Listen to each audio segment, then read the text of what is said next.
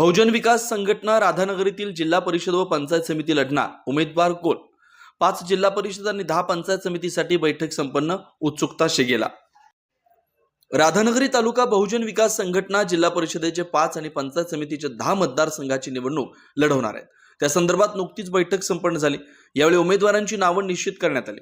कोल्हापूर जिल्हा परिषदेचे राशिवडे, बुद्रुक, सर्वदे, बाळबा, राधानगरी, कौलव हे 5 मतदारसंघ आणि राधानगरी पंचायत समितीचे धामोडसह 10 मतदारसंघ लढवण्याचे निश्चित करण्यात आले। या बैठकीसाठी राधानगरी तालुका बहुजन विकास संघटना संस्थापक अध्यक्ष संजय कांबळे, BK कांबळे, MD कांबळे तसेच तालुका अध्यक्ष राऊ कांबळे, डॉक्टर सुभाष सामंत आदी प्रमुख उपस्थित होते। कोल्हापूर जिल्ह्यातील स्थानिक स्वराज्य संस्थांच्या निवडणुकीचा बिगुल वाजलाय। सर्वच पक्ष आणि आघाड्यांच्या नेते मंडळींसह कार्यकर्तेही आपापल्या मतदारसंघाचा आढावा घेण्यात मग्न आहेत। याचबरोबर इच्छुकांची गर्दी होते। अनेक ठिकाणी कार्यकर्त्यांच्या बैठका आणि मेळावे होत आहेत। इच्छुकांच्या मुलाखती आणि जागा वाटप सुरू आहे। कोल्हापूर महापालिका आणि इचलकरंजी महापालिकेची रणधुमाळी सुरू आहे। त्याचबरोबर संपूर्ण जिल्ह्यावर आपला ताबा करण्यासाठी जिल्हास्तरीय प्रमुखांनी कंबर कसली।